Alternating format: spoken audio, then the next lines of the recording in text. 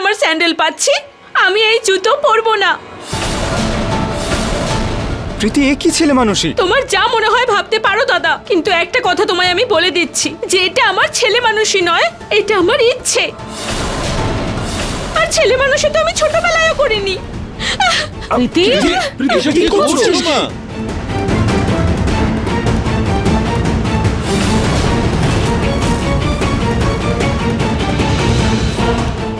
প্রীতি, তোমার লেগে যাবে। প্রীতি, লেগে যাবে তো, করছো এটা? মা কেটে যাবে মা। যাস না মা, তোর ব্যথা লাগবে। প্রীতি, প্রীতি প্লিজ দাঁড়া। প্রীতি, প্রীতি, প্রীতি প্লিজ এই জুতোটা পরে নাও, তোমার লেগে যাবে। প্রীতি, প্রীতি প্লিজ পরে নাও।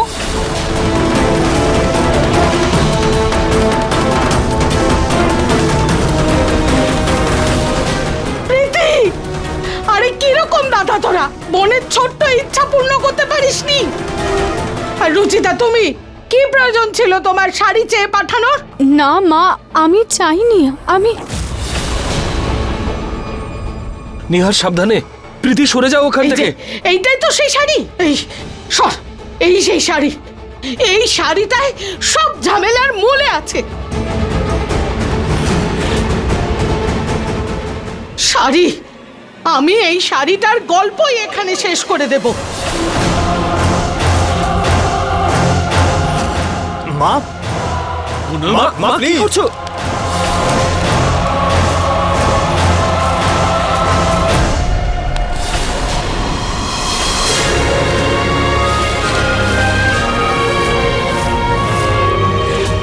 মানে প্লিজ, তোর কাছে হাত জোড় করছি, এবার কথা শোন। আমি তোকে কথা দিচ্ছি, আমি তোকে ওই স্যান্ডেলটা কালকেই কিনে দেব, আই প্রমিস। প্রীতিমা আর রাগ করো না, দেখো তোমাকে তোমার মা বাবা দিব্যি। চটি পরে নাও, চটি পরে নাও মা প্লিজ। ঠিক আছে, তোমাদের দুজনের কথা না রাখার সাহস নেই আমার। আমি এই জুতোটাই পরে নিচ্ছি, কিন্তু কাল ওই স্যান্ডেলটা যেন পেয়ে যাই। আমি নিয়ে আসবো ওই স্যান্ডেলটা। তো ঠিক মা, ঠিক। হ্যাঁ হ্যাঁ হ্যাঁ, অবশ্যই, নিশ্চয়ই অবশ্যই। নিশ্চয়ই।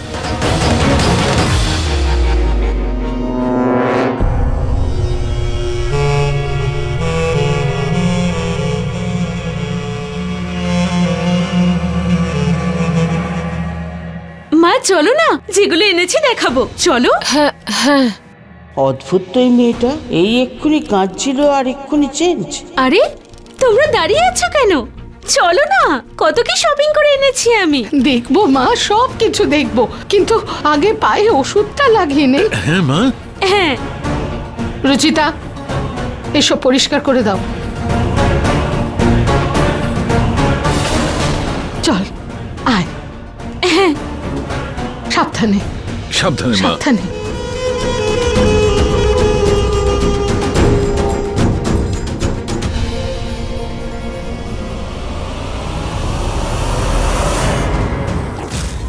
কেন না জেনে বুঝেও প্রীতির দুঃখের কারণ আমি হচ্ছি বারবার। আমি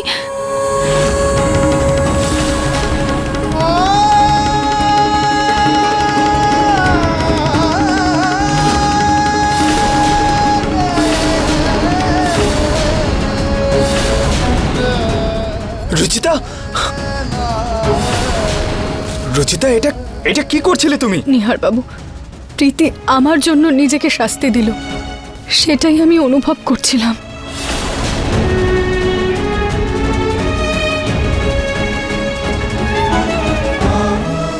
রুচিতা, এতে তোমার কোনো ভুল নেই। তাহলে তুমি কেন গিল্ট ফিল করছো?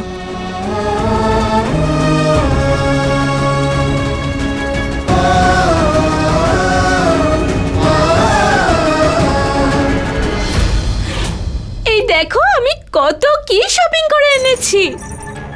আর এই ড্রেসটা তো আমি দেখেই পছন্দ করে ফেলেছি। আর জানো, এটা তো আমি ট্রাই করেও দেখিনি। দেখো, এই দেখো, দেখা। আর এই দেখো, ভালো ব্র্যান্ডেড মেকআপ নিয়েছি এইবার। আর এই টেডি বিয়ার, ছোটবেলা থেকে এটা কেনার স্বপ্ন দেখতাম আমি, আর আজ সেটা পূরণ হয়েছে। আর এই দেখো আমি নতুন হেয়ার ড্রায়ারও নিয়েছি। বৌদিদের আর কি ভরসা, কখন কি করে দেয়। প্রীতি শোন, রুচিতা ইচ্ছে করে ওসব করেনি। ও সত্যিই তোকে খুব ভালোবাসে। ঠিক আছে দাদা, তুমি যখন বলছো মেনে নিচ্ছি আমি। গরম গরম চা আর পকোড়া।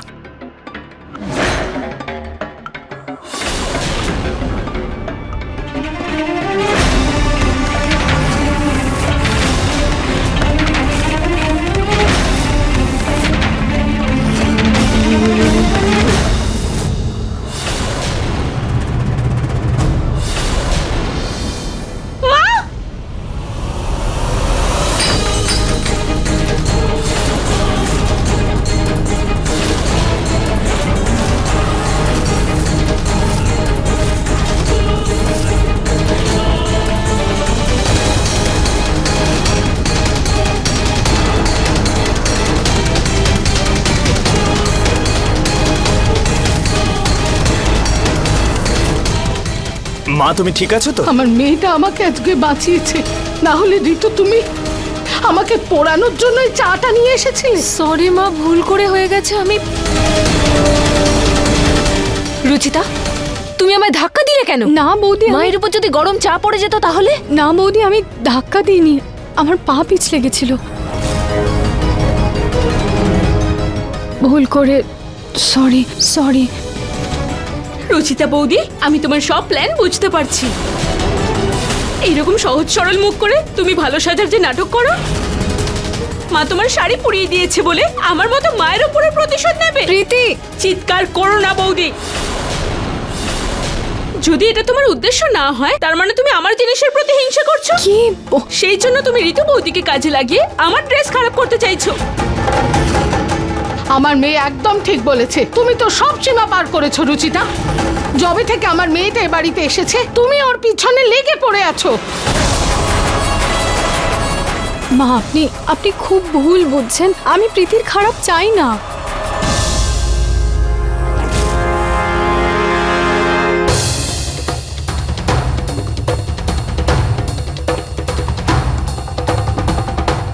সেটা তো দেখাই যাচ্ছে বৌদি। প্রীতি, প্রীতি দাও, আমি এই দাগটা পরিষ্কার করে দিচ্ছি। প্রীতি, প্রীতি, মা! প্রীতি, মা আমার কথা শোনো, মা শোনো।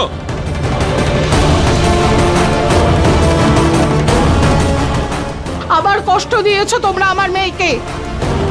আরে এক মুহূর্তের জন্য শান্তি দাও ওকে এই বাড়িতে।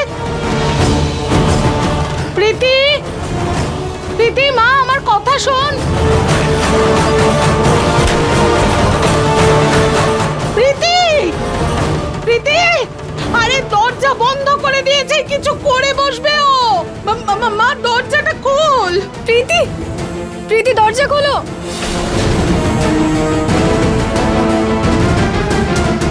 হে ভগবান,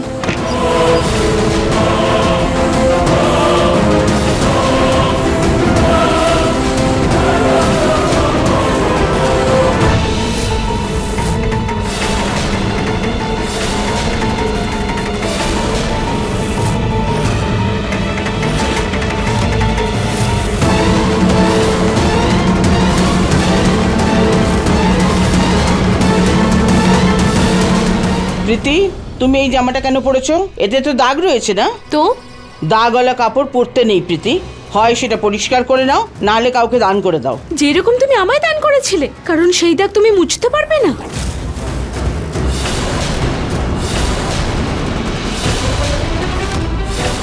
তার মানে তোমার কাছে আমার আর কাপড়ের মধ্যে কোনো পার্থক্য নেই, তাই তো? মা তেমনটা নয়। হ্যাঁ এরকমই, কারণ তুমিও তো এই একই কথা বলেছিলে যে এই খারাপ দেখতে মেয়েটা আমার মেয়ে হতে পারে না।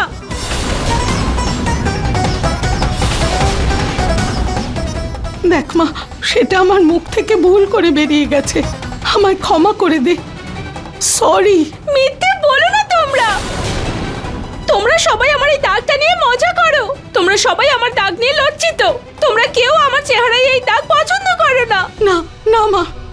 প্রীতি, হঠাৎ করে তোমার কি হয়েছে? তুমি তো জানো আমরা সবাই তোমাকে খুব ভালোবাসি। বৌদি, তোমার তো খুব মজা হচ্ছে তাই না? কি সব বলছো এই প্রীতি? ভেবে যে তোমার থেকেও খারাপ দেখতে কেউ এই বাড়িতে এসেছে।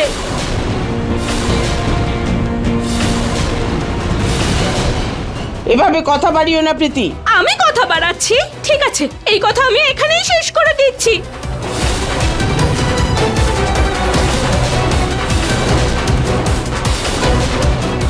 প্রীতি মা মা শোনো, প্রীতি, যাচ্ছ? প্রীতি মা শোনো।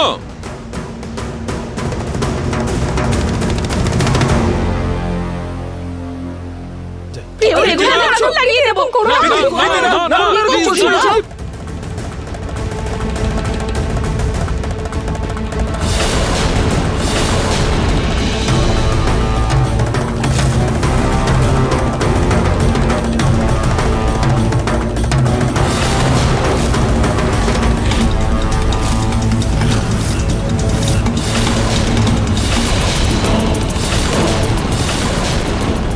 প্রীতি কি করছো? মা, শান্ত হও, তুমি শান্ত দাগটা হও। উঠছেই না, এত করে ঘষছি তাও উঠছে না।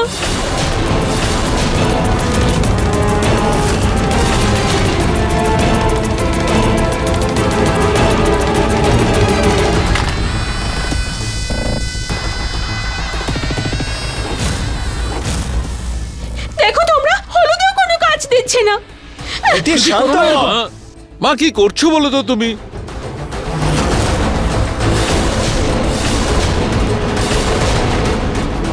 দই দেওয়া হচ্ছে না, সব ব্যবহার করে দেখে নিয়েছি আমি, কিছুতেই এই দাগ উঠছে না, কিছু দিয়ে না। মা এসব বাদ দে, যেতে দে না। মা প্রীতি, প্রীতি এবার থামো, আমার কথাটা শোনো। দেখো প্রীতি, কি হয়েছে? তোমার মুখ থেকে যদি দাগটা না যায় তাহলে? হ্যাঁ, যদি এই দাগটা তোমার পরিচয় হয় তাহলে তোমার এই পরিচয় গর্ব করা উচিত। আর মানুষের কথার কি, মানুষ তো ভগবানের মধ্যেও 100টা খুঁত বের করে, আর আমরা তো তাও মানুষ। প্রীতি, গোলাপের ফুলেও না কাঁটা থাকে, কিন্তু তাও সেটা ভালোবাসার প্রতীক। আর পৃথিবীতে এরকম অনেক মানুষ আছে, অনেক মানুষ আছে যারা রূপে সুন্দর নয়, কিন্তু নিজের যোগ্যতায় তারা তারা নিজেদের প্রতিষ্ঠিত করেছেন। তুমি জানো প্রীতি, আমিও আমার রং নিয়ে অনেক কথা শুনেছি।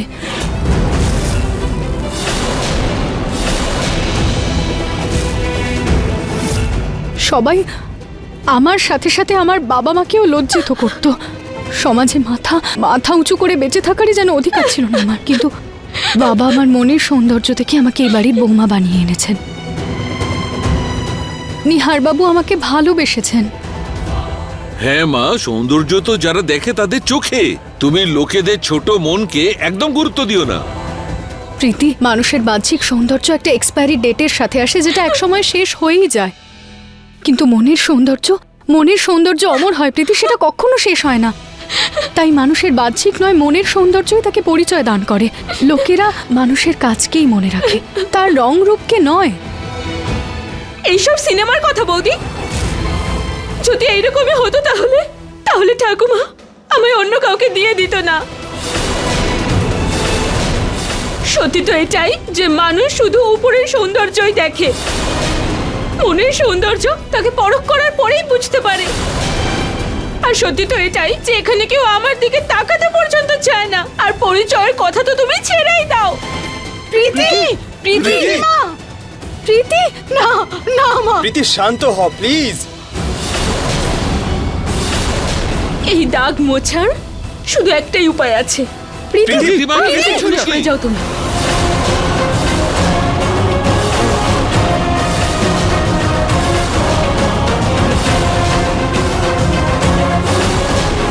প্রীতি কি করছো? লেগে যাবে তোমার। প্রীতি প্লিজ।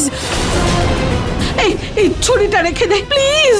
প্রীতি, প্রীতি ছুরিটা রেখে দাও প্লিজ। প্রীতি প্লিজ শান্ত হ, কি হয়েছে কি তোর? প্রীতি ছুরি ফেলে দাও please. Preeti, I am sorry. দেখো, আমি যদি কোনো ভুল করে থাকি তাহলে আমাকে ক্ষমা করে দাও। আজকের পর থেকে দাগ নিয়ে আমি কোনো কথা বলবো না। আর চিন্তা করো না বৌদি, এই দাগ নিয়ে সবার খুব প্রবলেম, তাই না? আজ এই দাগের সব গল্পই বন্ধ করে না, দেব। না। আমি এই দাগটা কেটেই ফেলে দেব। না প্রীতি,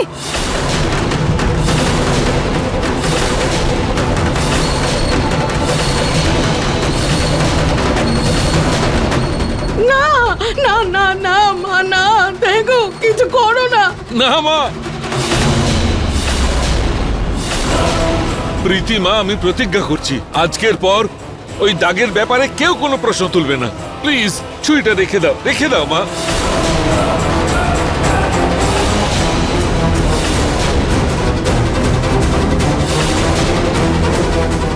নিহার বাবু,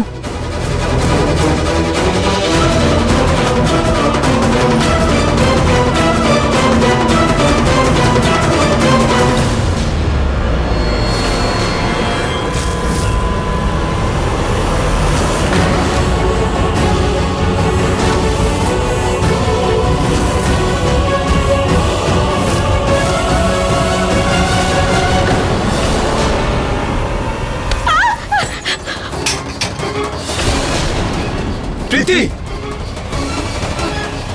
প্রীতি প্রীতি প্রীতি প্লিজ, প্রীতি প্লিজ শান্ত হ।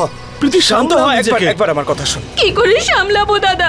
এতদিন তো শুধু আমার বাইরের লোকেই দাগ নিয়ে মজা করতো, কিন্তু এখন তো বাড়ির লোকেরাও শুরু করে দিয়েছে। এই দাগটা তো আমার কেটেই দেওয়া উচিত। প্রীতি, তোমার যদি আমার কথার খারাপ লেগে থাকে তাহলে আমি হাত জোড় করে তোমার কাছে ক্ষমা চাইছি, তুমি আমাকে ক্ষমা করে দাও। বৌদি, শুধু তোমার কথাতেই কষ্ট পাইনি আমি, আরো একজনের কথাই কষ্ট পেয়েছি। মা প্রীতি, আমিও তোমার কাছে ক্ষমা চাইছি। এই জেদ ছেড়ে দাও মা, ছেড়ে দাও। প্রীতি প্রীতি প্রীতি, আই প্রমিস, বাবা তোকে যে কথাটা দিয়েছিল আমি প্রমিস করছি কথাটা রাখতে সাহায্য করব। যাই হয়ে যাক না কেন, এই বাড়িতে তোকে এই দাগের জন্য আর কেউ কিচ্ছু বলবে না। কেউ বলবে না। এই কথাটার খেয়াল আমি রাখবো। প্লিজ এবার একটু হাস, প্লিজ।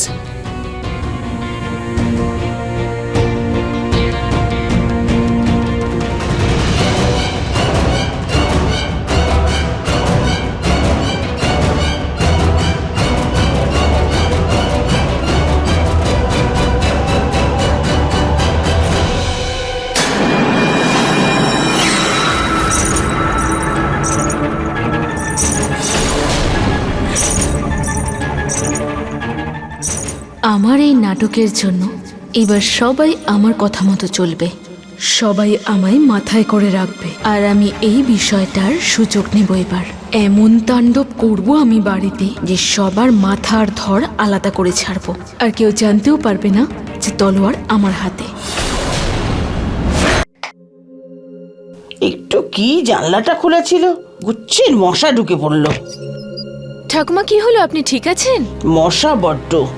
জলটা এখানে রাখছি। হ্যাঁ ঠিক আছে, একটা কয়েল জ্বালিয়ে দাও, খুব মশা ঢুকে গেছে। হ্যাঁ, 1 মিনিট।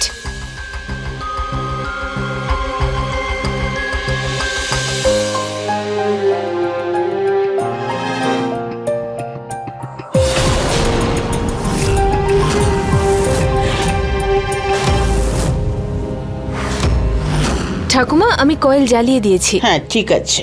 Good night.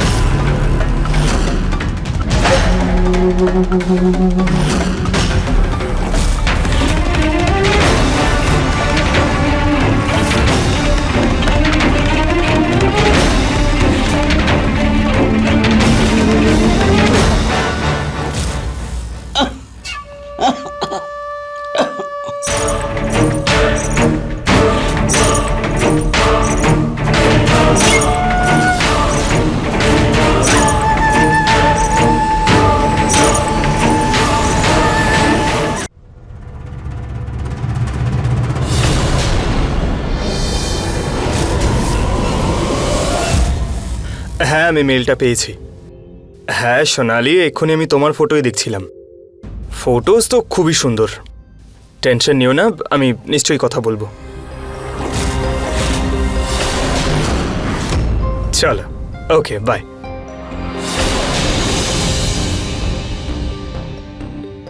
ওহ, আমার কফি।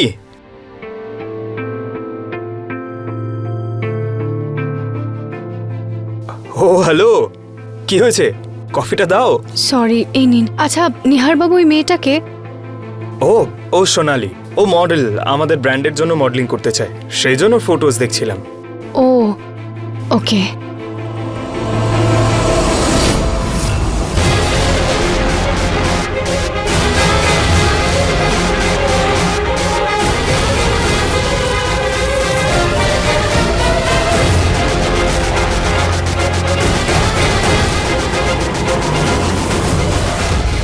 তবে ফটোজ খুব হট, তাই না?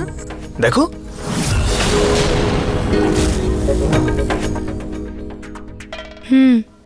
আর তুমি জানো, স্কুলে আমরা ভালো বন্ধুও ছিলাম। খুব ভালো কথা। আপনি কফি খেয়ে নিন, নইলে ওর প্রশংসা করতে করতে আপনার কফি ঠান্ডা হয়ে যাবে। কফি তো পরেও খাওয়া যাবে। ইনফ্যাক্ট সবাই তো মনে করতো যে আমরা কাপল। আমাদের দুজনের তো নামও রেখেছিল ওরা, সোনি। সোনি? হ্যাঁ, ওই নিহারের নিভ আর সোনালির সোনি। কি কিউট না নামটা, সোনি। হ্যাঁ, খুব কিউট। আপনি নিজের সোনির সাথে খুব ভালো ভালো কথা বলুন, আমি যাচ্ছি, আমার কাজ আছে। সুচিতা। নিহার বাবু ছাড়ুন আমাকে। মনে হচ্ছে কোথাও কিছু একটা পুড়ছে।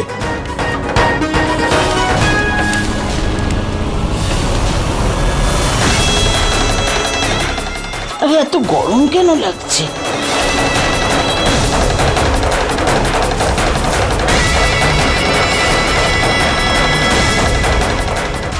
নিহার বাবু, এটা মন পুড়ে যাওয়ার গন্ধ নয়, বরং সত্যি কিছু একটা পুড়ছে। কি? হ্যাঁ, কোথা থেকে আসছে